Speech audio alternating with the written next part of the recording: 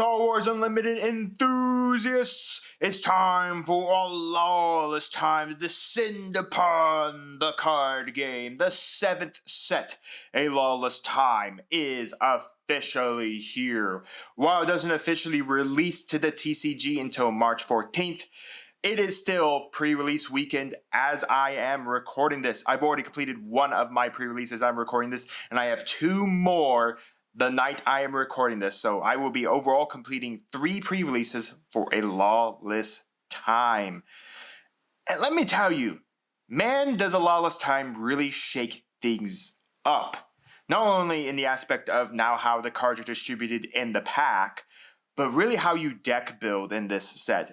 And mainly it's because of those multi-aspected cards that we now got in A Lawless Time, which again, I hope is not a gimmick for A Lawless Time. It really is a new mechanic that will be moving forward throughout Star Wars Unlimited's lifespan, as well as potentially hoping that Fantasy Flight Games starts introducing the older mechanics as well. Not saying we need coordinated exploit back, but we would like to see Smuggle, and I would like to see that back, as well as JTL style units and leaders, as well as, plot would be nice to see some more plot cards from set 6, and of course all that. But again, I'm hoping that we get that soon, that sooner or later we do see reprints of those style of cards. But again, I don't know, Fantasy Flight does seem to be, every set's got to have its new gimmick. We can't really add on to older gimmicks, which doesn't really make sense to me. But I don't know. I'm not Fantasy Flight Games. I still enjoyed the card game overall 100%. So I got a pre-release kit for you all. If you guys weren't able to, of course, attend a pre-release, this gives you an idea of what you get inside and all of that. And let me tell you, building a pre-release deck with all the new multi-aspect cards, kind of difficult. It's very, very interesting. So it's a new time, folks. It's definitely a new time. And I think I'm actually pretty excited for Premiere in this set. Well, I'm not sure if I really am hyped that up for Eternal, because Eternal's going to have Jango Fatback with full power, and I don't know if I really want to play Jango Tarkentowns for days on end. I am pretty hyped for the Eternal format, what this set's actually going to bring for the Eternal format, because I think it's going to do some very interesting deck building of who really is going to be meta and who's going to be the best. So, yeah, I still think that if I'm definitely going to go to PQs or anything like that, I might consider Piet Red or maybe even Piet Blue, especially because of the new Lawbringer and the new Persecutor. But I don't know. There's some leaders in here I want. There's showcases I want. I think all the showcases look really cool. The Jin, I would really like to simp out for the Vader from this set, because I am a big fan of Rogue One, and I like that the Vader's in the hallway scene, which we could have had some more touches of if he flipped on his backside or his front side, of having the rebels standing there staring at him. I think that would have been even cooler of an art style for Vader. But nonetheless, all the showcases look really good. All the leaders feel really good. I think if I was going to build a leader from this set, I think Infant's Nest really feels really great from this one, and I really do want to build from the young Boba as well. I think that's a pretty fun one. But anyways, I didn't get too lucky. My first pre-release kit over at Valkyrie Vaults, I only pulled 1 legendary. And unfortunately, my leader pulls were not great, so I've stuck with Vel. But I think Vel is actually going to be pretty fun. That leader actually is pretty fun, but I did not pull the unit that could disable your opponent's credit tokens to really make Vel 100% feel way better. But nonetheless, that doesn't matter. So we're going to bust open this pre-release kit. Once again, you get 6 packs inside of it. So again, like I said, you get 6 packs of the set. I do like the orange coloration. I do like that. That's pretty cool. So we do have at least 1 of each of the 3 arts here. All right, we're gonna get 2 of each. I think my pre-release kit over at Valkyrie Vault, I think I had 1 Boba, triple Jin, and 2 Lando. So anyways, our 3 arts are Boba Fett, Jyn Erso, and Lando Calrissian. So those are our arts for, of course, the packs. We, of course, get your little box in here. This is your storage box. In here, we also get the 2 hyperspace leaders. As a reminder, if you're looking for the hyperspace leaders from the Spotlight decks, you have to go to a pre-release to get these, or just buy them on the market. These things are a dime a dozen, folks. But it's also strange to see them now in plastic wrap. Before, they've been in that, kind of like the same cardboardy feeling paper that you see with these packs, but they're actually in plastic instead of that rice papery cardboard, which it's interesting. It's interesting we're moving on to plastic instead of the cardboard. which is, okay, interesting. We'll take a look at both of these leaders. Once again, as a reminder, you can use either of these leaders as one of your leaders for your pre-release. So do not feel restricted to the leaders you pull in your 6 packs. Do feel free to use the Leia or the Jabba if you can get either of these work. Jabba's probably the best. The Leia's a little iffy. And then you get, of course, get your divider here.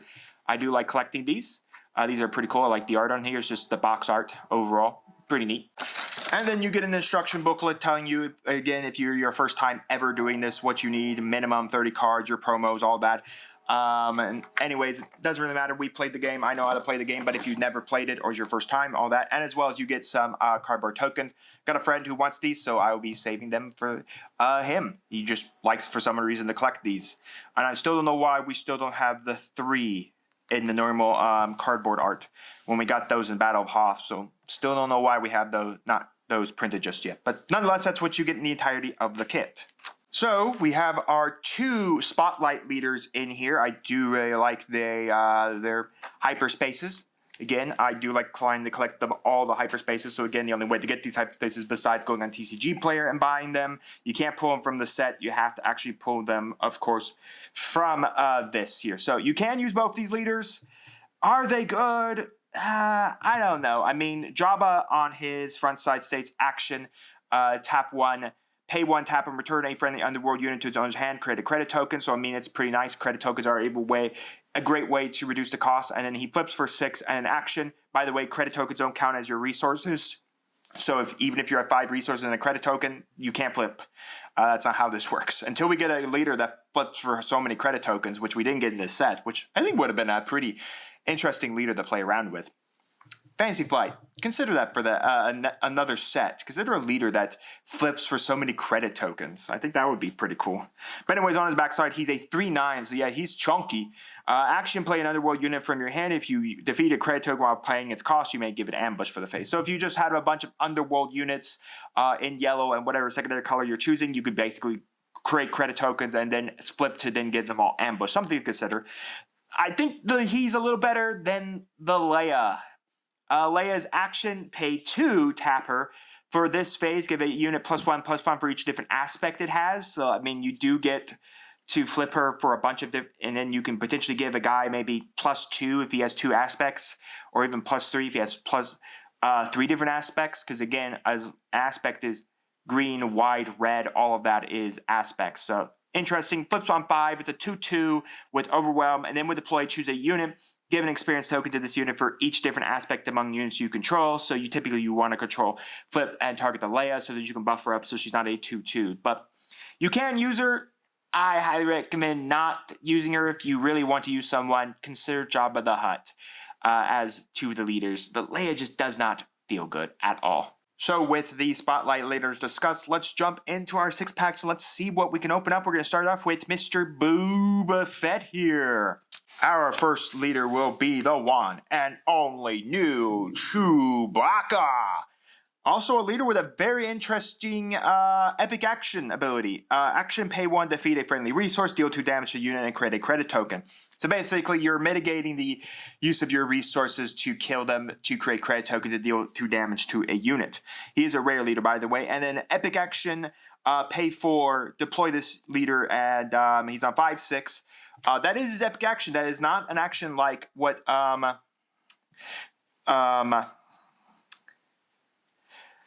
oh my gosh, Bail Organa and Trench do. This actually is his epic action, so you just can't resurrect him multiple times over. So anyways, and then on attack, again, you may defeat a friendly resource if you do 2 damage to a unit and create a credit token. So that's our first leader. I did forget to mention before we begin, like I said, things have changed completely on how these packs are distributed. Again, that's Fantasy Flight has changed how these packs are distributed and what's in these packs. So we are expected to, each booster contains 16 cards, including approximately 1 leader, 1 base/token, which is the base and then the tokens on the backside, 9 commons, 3 uncommons, 1 rare or legendary, and 1 hyperspace foil. No specific card or any rarities guaranteed to exist within the individual packs, as well as the Carbonite prestige cards non-foil are in this set as well. So now there's a reason to chase the main set if you're not a if you can't go buy the Carbonites yourself, there's now a reason to chase the main set now. So with that said, we're going to move on. We have all our new splash bases in here. The rare base still takes the rare slot, which kind of sucks since all 3 rare bases absolutely are hot garbage.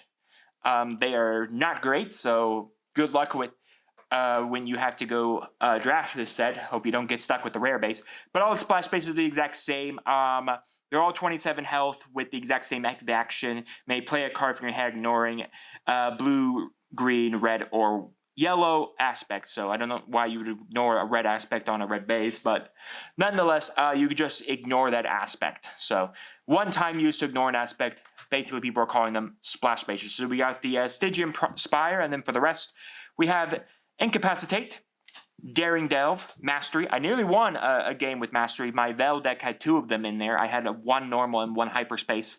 So yeah, that was pretty good because Vel can just put it on her and have 1 less because she's unique. A fleet, Stalwart Fleet Trooper, a Hyperspace Relentless Hunters, the Bank Job Fugitives, Rebel Blockade Runner, Combat Exercise, the Champion KT, the KT9 Pod Racer, a Quarren Contractor. Again, like I said, we are now guaranteed 1 Hyperspace foil per pack, as well as there is no more foiled black bordered cards. They are now fully hyperspace. So all foils are now hyperspace, which is such a nice change. Love the change, much better. We got our first multi-aspect card in the Millennium Falcon. Again, you have to be in this, or you have to use a splash page's ability, to play this out, ignoring one of these aspect penalties if you're not in heroic green or heroic yellow, or not even utilizing the that base. Either on attack, you may give a space unit -2 for this attack. You may give a ground unit +2 for this attack. So that's what's effect. We have a Bonta E Flag Bearer, Secret Battle of Pretend, and our rare will be Display Piece. A pretty cool card for a rare. Defeat a non-leader unit. Its controller resources it from its owner's discard pile. So very interesting card to consider. Just a straight kill card. While your opponent gets to resource it, it's still a 4-drop, murder anything on any non-leader unit on the board. We're moving into the Jyn Erso pack with Hera Syndulla, our new Hera Syndulla leader that's somewhat similar to the Hera Syndulla from Spark of Rebellion. Spark of Rebellion Hera is just so much better, especially because of all the new Spectres we got in this set. Hera states on her front side, we control 2 or more units, ignore aspect penalties on all your heroic units you play. So as long as you can maintain 2 units, including herself, you can just ignore the aspect penalty. 5, she flips over. She's a 3/6 with Restore 1, and again on her front side, if you control, much like her back side, if you control 2 or more units, ignore the aspect penalties on heroic units you play. So they basically just didn't want to reprint Hera from Spark back into this set. So I get why, but could we have just made her maybe a little better? A little better, but still, I think as long as you can keep the 2 bodies standing 100%, I don't think there's anything wrong with that. Just keep them standing, and you can basically just still win. We have our yellow base of the Partisan Hideout. Watchful, Hexion Aggressor, the Kinsey Patroller, Everyday More Lies, a Hyperspace Cartel Freighter, an Expendable Mercenary, the new Super Laser Tech, a Midalon Rider, the Darvarian Doorbuster, a Season Tracker. This is the card I was talking about, the 𝐂𝐍𝐶 Security Captain and Hyperspace Foil here. This means enemy abilities lose all enemy credit tokens lose all abilities. This is such a nice card to have if you have the Vel leader, because you can drop this on 3, being a 2/4 body. You can pump it up with Vel, and then you can constantly give your opponent credit tokens until they find a way to kill this off the board, state their credit tokens are useless. So this is really good for the Vel leader if we pull it. We have Han the Golden Dice, a Patient Hunter, 2 hyperspace cards in here with the Hyperspace Millennium Falcon, and the Bib Fortuna. Pack 3, everybody. Let's see what we got. Darth Vader, the new Darth Vader, which I probably wouldn't play in a sealed environment. Actually discard a card from your hand, deal 1 damage to a unit or base. Flips for 7. He's 6/8, which on attack discard any number of cards from your hand, deal damage to a unit, or basically the number of cards discarded this way. Maybe you can get him to work. He's a 7 cost, so you need to hope to get some green ramp in there or survive for 7 when most leaders are flipping, like Hera's flipping for 5, the Chewie flips for 4. So yeah, I'm not certain about this Vader and sealed, but probably potentially maybe an okay Vader in Premier, but still not great to hand pitching. Also, the reason I don't think he's good for sealed is that hand pitching effect. You definitely do not want to pitch most of your hand off in a sealed environment. We have the blue Dynamo Palace, then a Defiant Scrapper, Onaka's Game Bandit, the Vigilant Scout, Cavern Angel's X-Wing, a Hyperspace Scavenging Sandcrawler, Unmarked Credits, Getaway Freighter, a non-hyperspace scavenging sandcrawler, a Haymaker. I actually did see this get used multiple times. It's actually a really good card to consider for sealed. Give an experience token to a friendly unit. That unit deals damage equal to its power to an enemy unit in the exact same arena. So yeah, I did get killed off with a Haymaker by someone who was playing Infant's Nest. They actually had 2 of these in their deck.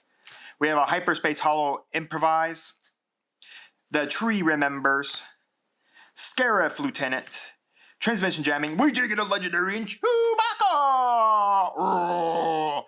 A 4-drop that's in blue, green, and white with Overwhelm, and when attack into the defending unit was defeated, give an experience token to this unit and heal 3 damage from it. So it's just really great to punch into your opponent, heal the damage off that you dealt with this guy, and then give himself an experience token and just kind of go crazy because you have that Overwhelm on you as well. So yeah, pretty cool card there. This definitely would be a great card in sealed. It would definitely push us to that Hera, or maybe that probably pushes to Hera because Hera has green, so we don't need to be playing a blue base to do it. But if this is our only copy, we could always just play someone else. When you play a green aspect or a blue aspect of one of the 2 bases that are splash bases, and then just splash him out when need be. But still, really cool to see a Chewie legendary. Our second Boba pack will contain Aura Singh. Again, another leader I don't know how to feel about. Overall, I don't think she's a bad leader, maybe in a normal premiered format or anything like that. But I don't know for like sealed, because action tap a defeating non-leader unit with cost that has 1 or less remaining HP. She flips for 7, so she's a late game, really late game unit. And then on deploy, you may defeat a non-leader unit 5 or less remaining HP. So, do with you want, but I'm not sure there's enough to really get this to work unless you can somehow get the rifle that makes all your opponent's guys health at 1. We've got the yellow Canto Bite. It's the Casino, the Swoop Bike Marauder, Solstin Sapper, Alliance X-Wing, Rickety Quad Jumper, the Cage Elite Hyperspace, Putting a Team Together, Artful Pickpocket, Masami Group Marines, Windfall, a Hyperspace Hollow Onaka Gang Bandits. That's a Rock. Great, we can combine That's a Rock with Vader. Yes, Vader. This one deals 1. You can just pay for 1 and deal 1 damage to a unit, or you can just, when this reveal is discarded from your hand or deck, you may deal 1 damage to a unit. So congratulations, you can do that as well. A Smuggler's YT 2400. Not too bad. A Hyperspace Botana Flag Bearer, and then we did get a rare in the rare base. That's not what I want in that slot. But yeah, all the rare bases are back in the rare slot again, and they're all bad. I'm going to be honest with you. The rare bases since, like, JTL with Data Vault have been kind of bad. They're definitely not seeing any play. Like, maybe the Virgin's Temple saw play, but that's because it's only seen play for very specific leaders in the Force era. Maybe because you play enough guys with 4 bodies. But again, all those bases can easily be hurt by the fact that you just harm however the force is generated from that. So in ways, the shipping yard says epic action, discard 3 cards from your deck. You may return a card, discard this way at top of your deck. Congratulations. That's it for 26 health. Woo! Second Jyn Erso pack contains, ooh, we did get an Agent Callus in a hyperspace. Okay, this is a really good card for sealed and for draft purposes. A lot of people are saying if you get this card in your draft pool, you can pretty much just kind of bank on playing anything in this set.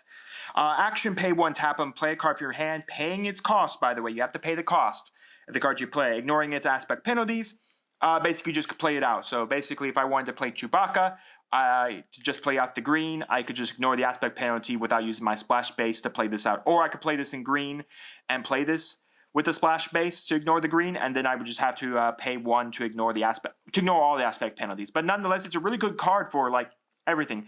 You flip for 5, you're a 3/6 on your backside with action again, pay 1, play a card from your hand, paying its cost, ignore its aspect penalties.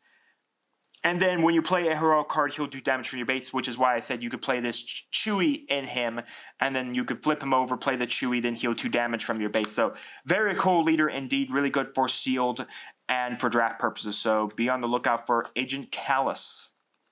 We have the Coaxium Mine, an Inspired Recruit, Shielded Hauler, Cloud Rider Veteran, an IGV-55 Listener, a Droid Laser Turret, Hyperspace, Liberated Wookiee, Street Game Recruiter, a Cage Elite, a Quarren Contractor, a Hyperspace Hollow Rodarian Bondsman, Governor's Shuttle, OOO, really cool card. You may put a red card from your discard pile to the bottom of your deck. If you do 1 damage to him base. We got Val, another really interesting card here. When play, give a shield token to another friendly unit. When defeat, give a shield token to enemy unit. This is kind of really nice for Tobias, mainly because you can do the when played and then trigger the Tobias effect to pass it over to your opponent. Then you can kill it, and then your opponent has to give you the shield token. And we pull another legendary in Anakin's Pod Racer. Oh man, now this is another really good legendary. Like I said, I wish for all the Pod Racer cards we gotten in this, we had some kind of Pod Racer mechanic or something like that. Some alt-win con with pod racing. I mean, sure, we have the one alt-win condition from Secrets of Power that you pay 10 as your first action, choose an arena. If you happen to be the only person with a unit in that arena, you win the game. By 10 resources, if you're playing that, you've probably won the game or you're near dead. So yeah. But nonetheless, it's a really cool legendary, a really good one in Sealed Environment 2. It's a 3/2 with Ambush, and while attacking, if there are no other units attack this phase, this unit deals combat damage for a defender. So it gets first strike, so you can play it for its Ambush. If it's the only thing that got attacked this turn, then you can just get it, then you can have it deal combat damage. Now, the better part about this, if you can get the Anakin that is, I believe, a rare that's piloting the Pod Racer, young Annie that's piloting the Pod Racer, if you can get that combination with this, then you can bounce this back to the hand with that Anakin and then have it again. I think that Anakin's a rare, so you'd have to get lucky to pull both this and the rare. But still, nice to have in our sealed collection indeed. Here we go, folks, the last pack. It's the Lando pack.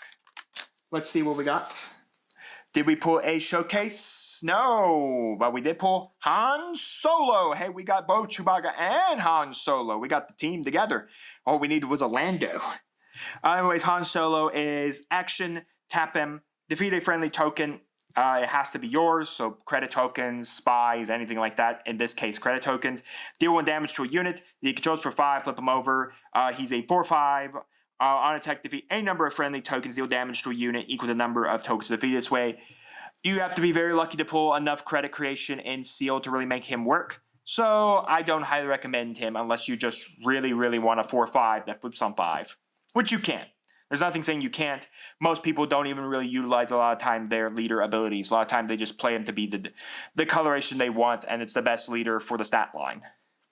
Anyways, we have the Aldarni Garrison green splash base, and then for the rest we have collateral damage, sheep in the casino, or horse things in the casino, whatever those things were. The Night Wind Assailant, the Imperial Door Technician, the Severian Survivor, a target tagger in the hyperspace, a Cutthroat Pod Racer, a Beach Patroller ATACT, a friend at my Valkyrie local said, what did they do to my boy? This used to be the Reinforced Walker that could usually come out at exact same thing, and then when played on attack, look at top card of your deck, you may discard it or draw it. If you discard it, heal 3. No, now he's just an 8/9 with Overwhelm. That's it. With no great way to come out in ambush. Backed by the Huts, Common Cause, a Hyperspace Foil Street Gang Recruiter, Hunter for Hire, a Betrayed Trust, a Outer Rim Sharpshooter, and then finally our rare will be the Vermilion. Hilarious enough, you could play this. I don't recommend it. When attack ends, if this unit survived, reveal the top card of your deck. You choose a player that they may play the reveal card for free. If they do, a different player creates credit tokens equal to. So technically, you could choose yourself as the player to play the card for free. Just know that you're creating credit tokens for your opponent. But not a bad one for a sealed aspect here. Just be cautious as a reminder that this is sealed, meaning credit tokens are very dangerous and sealed, especially if you don't have a way to remove them. All right, folks, let's do a quick little recap of everything that we got that was, important. We're going to recap our leaders, what we could have built around, all that, as well as our rares, our hyperspace foils, our hyperspaces, and the 2 legendaries we got, of course. We, of course, got Han Solo if you wanted to play him. I think maybe 𝐂𝐻𝐿 in this case might be the best one to play. You have Aura Singh, Darth Vader. It's probably between Hera and, in my opinion, probably between like Hera or Agent Kallus. And then we have the Chewbacca. For the rares, we got out of this, we got a Vermilion, we got the Shipyard, Bib Fortuna, and a display piece. For our legendaries, we pulled an Anakin's Pod Racer and a Chewbacca. Those actually are pretty good legendaries to pull, whether or not you play them. Play them either way. I'm glad to actually have this in my collection right now. This is actually a really good card I want to play with, as well as this Chewbacca. I think I can do some stupid things with him. For our hyperspace arcs, we got Target Tagger, the Droid Laser Turret, Cage Elite, the Butana, Flag Bearer, a Scavenging Endcrawler. I probably would have played this anyways, because on attack you may put a card from your discard pile on the bottom of the deck if you do create a credit token. This actually is a really good one. We pulled 2 of these, by the way, so if we play anything in yellow, this actually is a really good card to consider.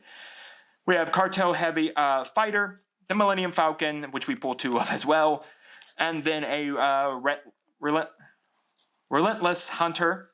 And then for the foils, we pulled a Street Gang Recruiter, a Redundian Bondsman, Onaka Gang Bandits, Improvise, the 𝐂𝐍𝐶 Security Captain, and then a Quarren Contractor. So overall, you know what? Not too bad of a box. For a little pre-release, we opened 2 legendaries. The pre-release kit I opened over at Valkyrie's. I only pulled 1 legendary. It was Cad Bane. Didn't even use him because it was... My villainy leaders, I think, at that point were just Vader, and I really didn't want to play Vader as a villainy unit. But yeah, I mean, even in this, our 3 villainy units aren't all that great, but we at least have the Agent Kallus. I guess I actually pulled Aura Singh too, but I didn't really pull anything to really make her work either. And dropping a 7 at that point is not great when most people are flipping on 5 and 6. So, not great. But nonetheless, yeah, pretty cool little starter kit.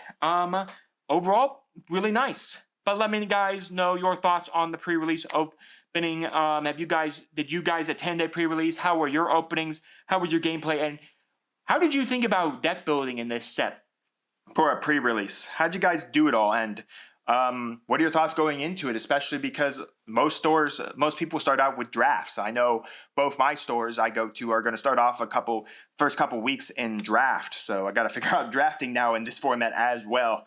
So yeah, let me know all that down in the comments, and while you're commenting, do make sure to like the video, subscribe to the channel, and ring the bell so you can notify when my videos go live for you, and we'll see you here next time on 𝐒𝐓𝐿dragons TCG.